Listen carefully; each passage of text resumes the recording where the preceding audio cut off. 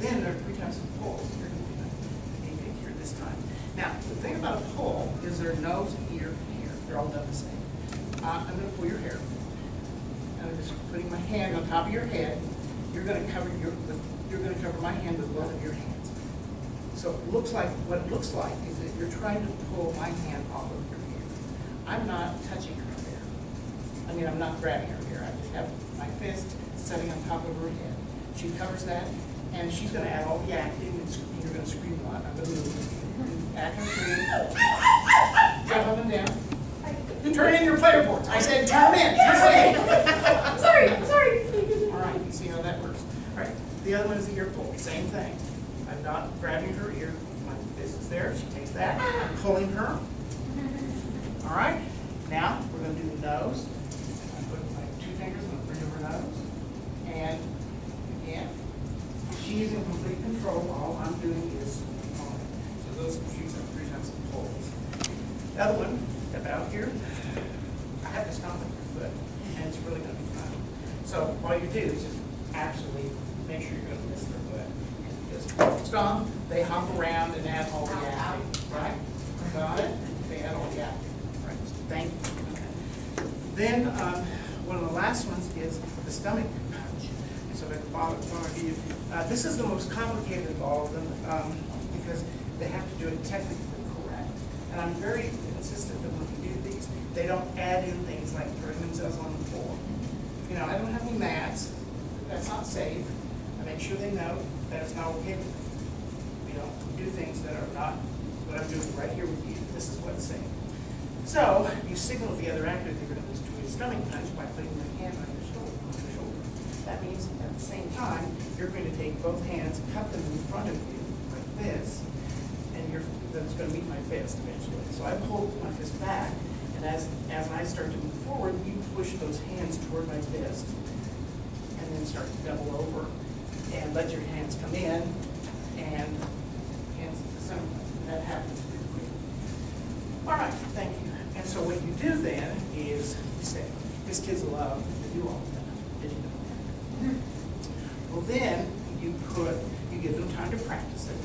You give them time to perform it, and then you make adjustments and say, "Gosh, you do that a little better." Make sure that they're doing it absolutely correctly and precision. Precision is important. And after you've done that, then you say, "Okay, now we're going to do little 2-minute scenes." Okay, you and you are going to do all of the combat techniques, all right, in a 2-minute scene. But you have to establish CROW for us. And CROW stands for character, relationship, objective, obstacle, and where.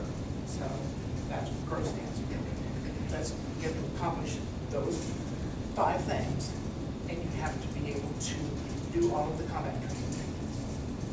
So that would be your assignment. And then you give them time to do that. I give them maybe give you 3-4 minutes. Ding the bell. They're going to be spinning standing. They come out in the center of the group. They perform. We get quick feedback. Next group perform. Quick feedback. Next group perform. Feedback. Then we build, take it from there, into a group of same thing, group of 4. Now the scene is 4 minutes long. Group of 4 minutes long. They have to have combat training techniques, but now they only have to have one form of the slaps, one form of the punch, so they have to have just 4. Not all 3 pulls, just 1. Not all 3 slaps, just 1. 1 foot stomp, 1 stomach punch.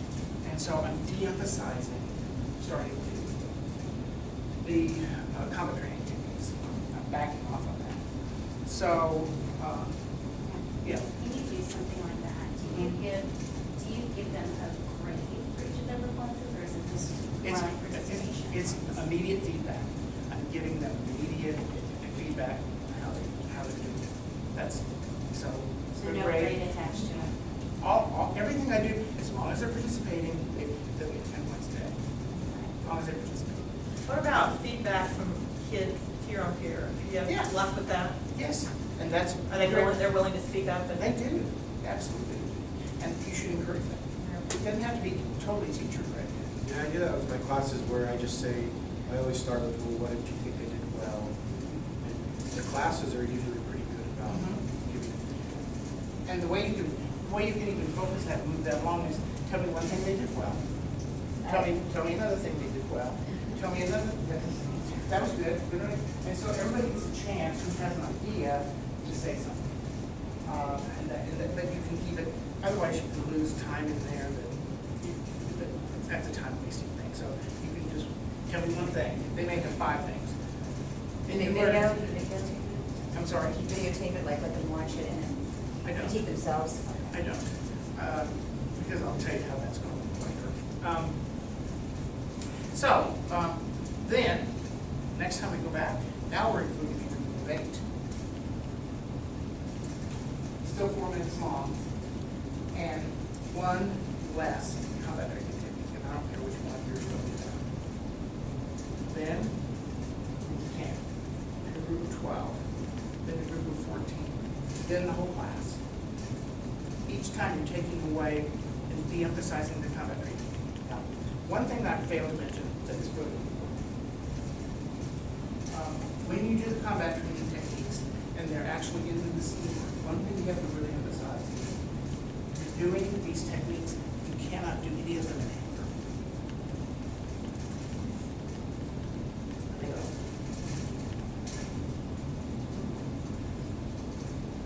How am I going to slap somebody and not be mad at them?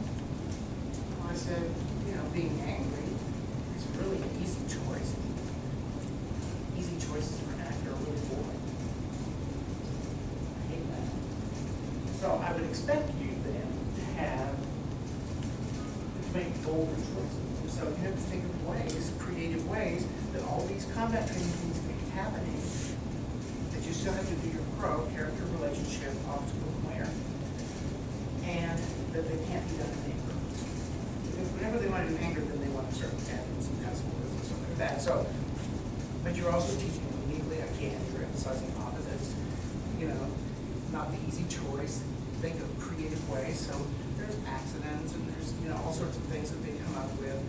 And they are very creative, and they come up with all the different ideas that you could possibly think of. After we get all of that done, I move into a Scott Joplin wagon. And it's about 3.5 minutes. So then I give them an assignment to the whole class. You're going on a journey together. And I play the music. It's about 3.5 minutes long. And we move to the music so they get the style of what a piano writing is like. And you can use any kind of music, really. It's up to you. I like the shape of this out. And so I make them move to the music, and they have to then create I give them their objective, which is they're going on a journey. So they have to create character, relationship, objective, obstacle, and their environment, where they have to create all of that.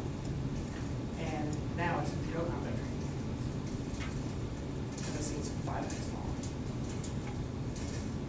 And I keep track where they perform them. They literally have a character. They're in a relationship. And then I just go around and say, what was your character? What was your character? What was your character? What was your objective today? Did you accomplish your objective? And what about your obstacle? Who's standing in your way from getting what you want? How did you go about getting what you wanted? Or did you get what you wanted? So by making really quick, you can do an assessment right there. You see, are they understanding character? Are they understanding relationship? Are they understanding what I mean by obstacle, objective, and the placement of the ground plan? So they're getting that. In the Dropbox, this is some units that I teach in humanity that would take a long time to go into you, but they're all laid out there. Laid out all the lessons, the rubrics, everything. They're there. One's an audition unit. There's a theater history unit that I made them do. And what you make this one last thing. And it is so simple to make. I showed, so forgive me for repeating what this is. But how they can be made is quite simply, you just get a mask, and then you can use whatever example you're going to do. I would leave that. And then all you do is you take the garbage bag and put it on the head, pull it down. Then, all you do is take masking tape and go around it and fill up the mask. Pass it around, look at it. You go We should over bring there. our administrators in on this thing. But when you're doing, thank you. That off. When you're doing theater history, making the costumes out of garbage bags. We make all of our costumes out of garbage bags. We make our masks like this, and it's very quick. You just have little stations with the paints and little paintbrushes, and I use these little brushes like this that are easy with washable. And paints, everything's already set up with stations around my room, and they make it, love them. They love them. I actually do it backstage because that's a lot easier to clean. Yeah. Because I have to Yeah. make, Yeah. and, Here's one they made, they really like, they put hair on it. It's feathered. But it's, again, it's just made just like all the others. And, very easy to do, very easy to do, very cheap to do. You can get it at Hobby Lobby or whatever, Michael's, craft store. Very, very cheap project to put together. I do them on a block day. They do what I call lecture demonstrations of the theater history. I assign 4 people to, it depends on the size of the class, 2 to 4 people, and they develop a Prezi. And they have to, you know, Prezi, appropriately Prezi. And they have to develop a Prezi, and they have to do a scene from a play. They have to costume it. They have to make a mask for it with masks. Everything is cheap and made out of body bags, trash bags that I give them, that I skip from custodian. You know, so they love to be creative. They bring stuff from home sometimes to add to it, but then their presentations are 20 minutes long, and it's all detailed thing for you. So you can see how that works along with the pre-assessment, and then a follow-up rubric for when they do their actual presentations. They have to develop test questions and give a test. 10 test questions. That's where they need the most help, because they want to always ask me something before we something die. And that's done. I don't give a crap when somebody want to die, really, quite frankly. So you have to really monitor, and so what you're doing, this theater history takes about 3 weeks to do, my class. And I vary everything every day, depending on what we need to do, and I just go around and I'm constantly checking on their work.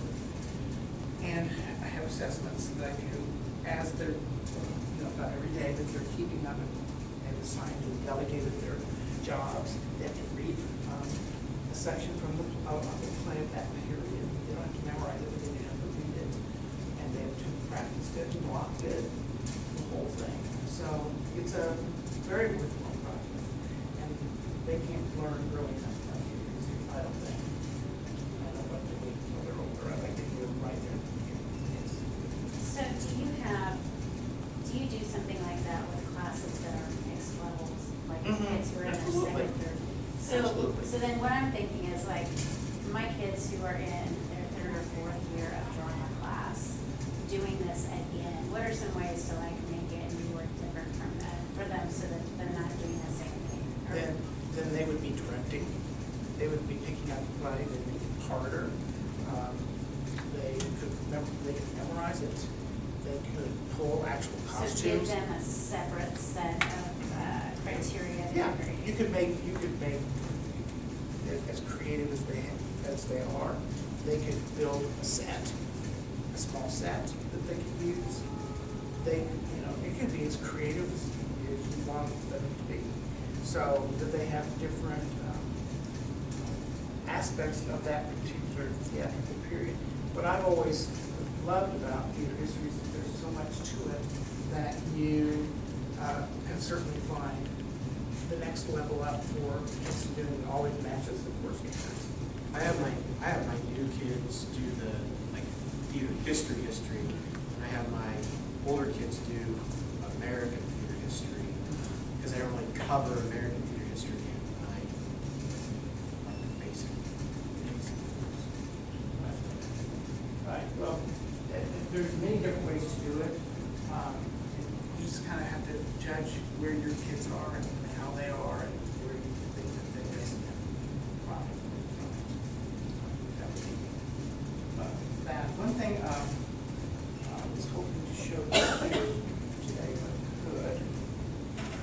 is,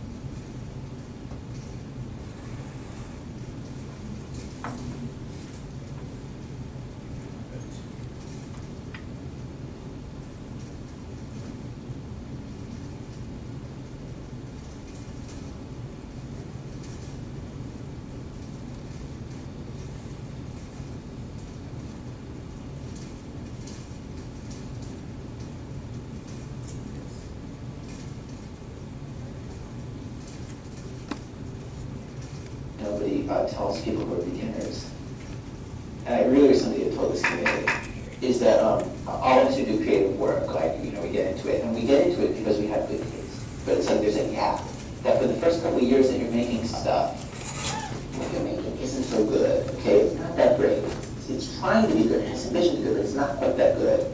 But your taste, the thing that got rid of the game, your taste is still killer. And your taste is good enough that you can tell that what you're making is kind of a disappointment to you, you know what I mean? A lot of people never get past that phase. A lot of people at that point, they quit.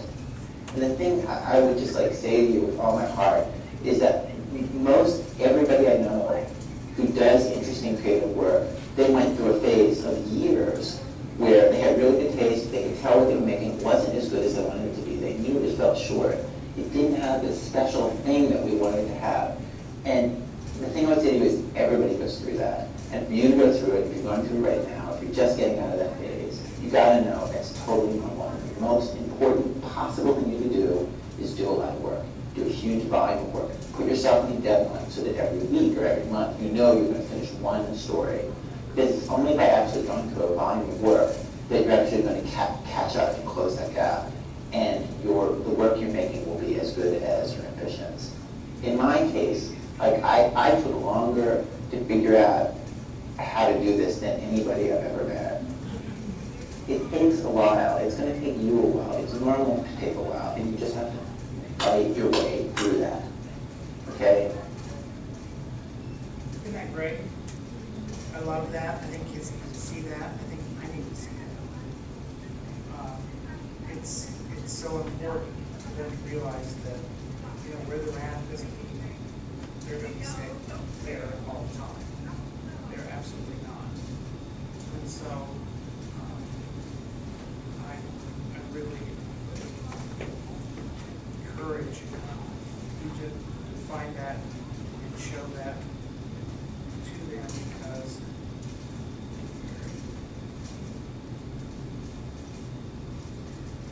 another one is this. I won't show all of it, but I'll show you a little bit of it. Just showed that in class. Oh, yes, she was at the teacher's conference.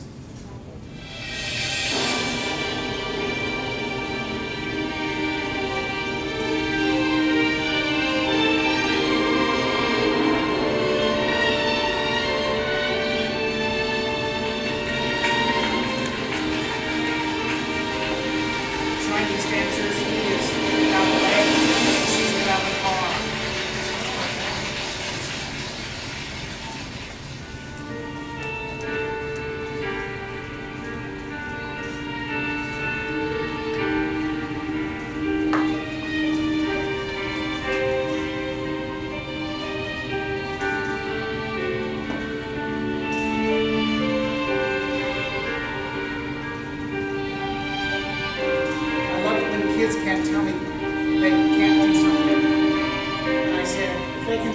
this, you can do anything. You can do anything.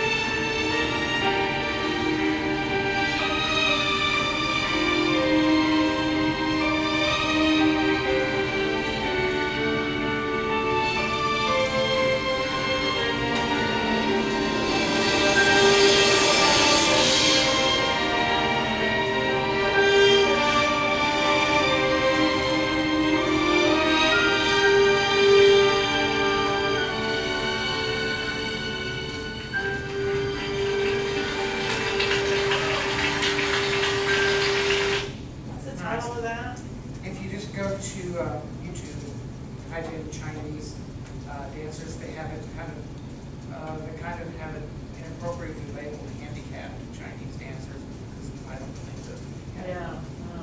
That doesn't give me the impression that they are, certainly. So it's quite the.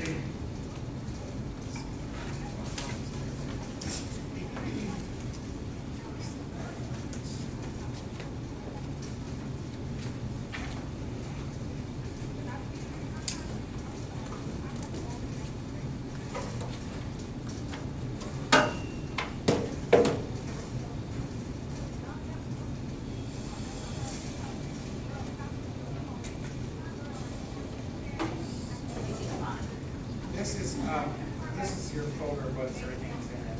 And I show Broadway the Golden Age, that video, because they need to know legends are, and I don't like those people who died twice. I want them to know who Laura Taylor was, King Hunter, King Stanley, all the greats that came before them. They need to know who these people are, and so I spent a lot of time.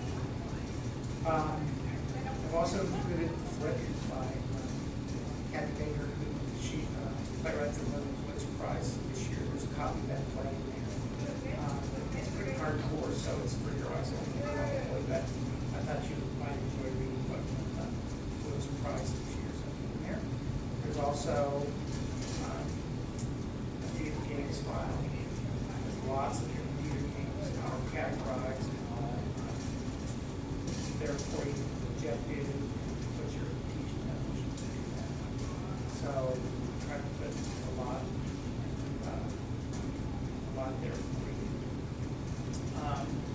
One thing that I'm going to, I think, input here,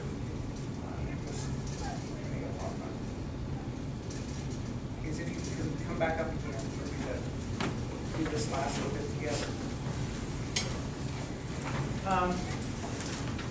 What scares me, we've heard for a long time that kids are only hearing about 20% of what's said to them in a classroom language. And I don't know if that scares you as much as it scares me, but it scares me a lot.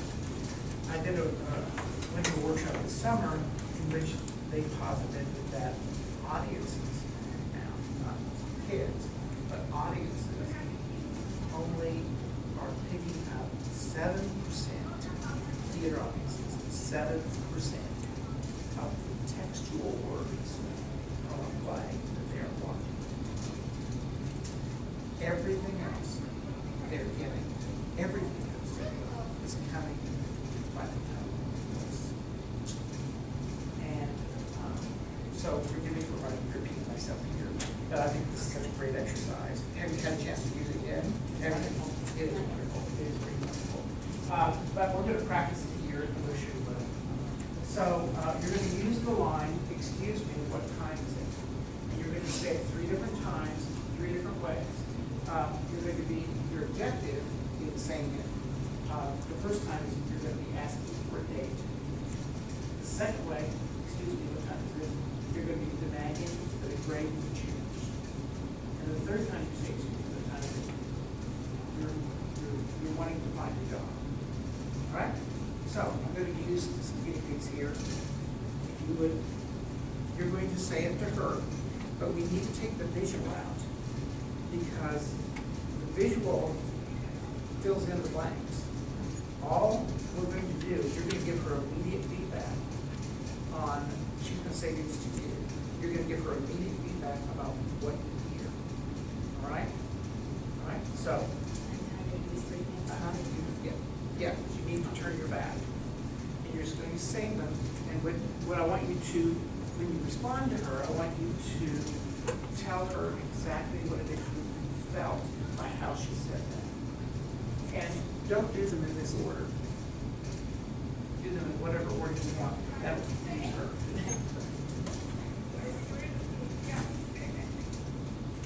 Excuse me, what time is it?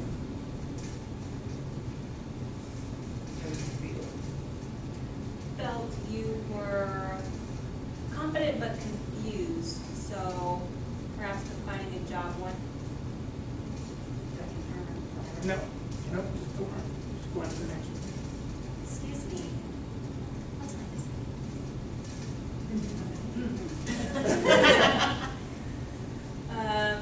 I like that one. Just asking. It's a date for sure. I don't know. Maybe that's how you get your grade